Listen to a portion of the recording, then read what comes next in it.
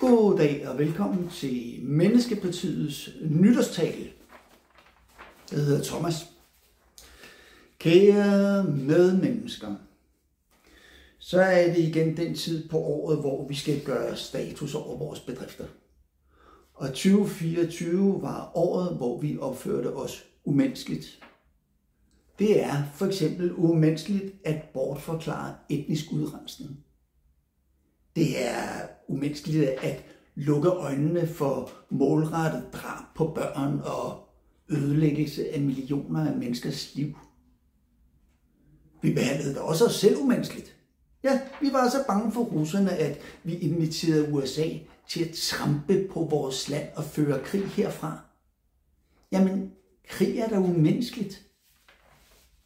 Men jo, vores grænser har bestemt rykket sig, for vi har jo vendt os til, at både statsministeren og rigspolitichefen kan lyve på direkte tv. Vi finder os i, at de behandler os umenneskeligt. Og umenneskeligheden har der gode kår, når chefen er usynlig. Hans motto er, at vi er forpligtede, men til hvad? Til at lukke øjnene for umenneskeligheden, ligesom han selv gør. Hvor sjovt er det at være dansker? Nyder du festen, mens børn ligger på deres mødres grav og græder? Jeg siger fuck danskheden. For at være dansker er at være umenneskelig, løgnagtig, ondskabsfuld, uvidende og smålig. Men ved I hvad? Jeg har en plan.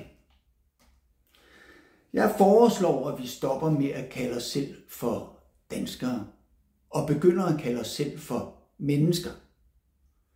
Vi kunne lære noget af grønlænderne, som kalder Grønland for, undskyld mig, Ralalit Nuanat, menneskenes land. Kan I se det for jer? Det vil nok tage et stykke tid, før alle er kommet med ombord, men tænk over det. Vi får fred her til lands. Vi sparer en masse penge, og så bliver det hyggeligt at være her. Altså, jeg holder ikke denne nytårstale for sjov. Jeg underviser i medmenneskelighed. Så det kan blive rigtig rart for os alle sammen. Jeg kan ikke love, at jeg klarer opgaven alene, men jeg har 2 forslag. Første forslag er, at vi rydder op i løgnene.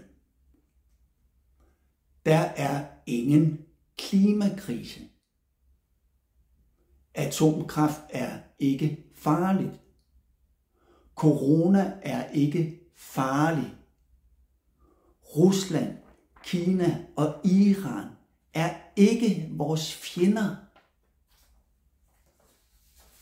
Som en del af den her oprydning, så foreslår jeg også, at vi genindfører dødsstraffen.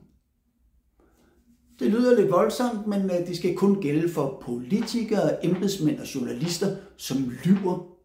For vi kan ikke bruge de der løgne til noget. De ødelægger alt, og det skal stoppe nu.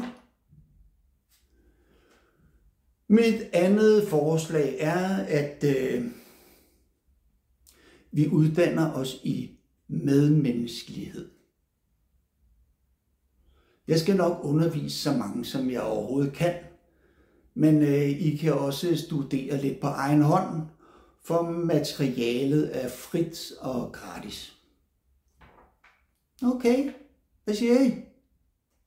Hvis du blev glad eller frastødt over den her nytårstale, eller hvis du vil lære at være menneske, så læs mere på Menneskepartiets hjemmeside. Tak fordi du lyttede. Vi ses i det nye år.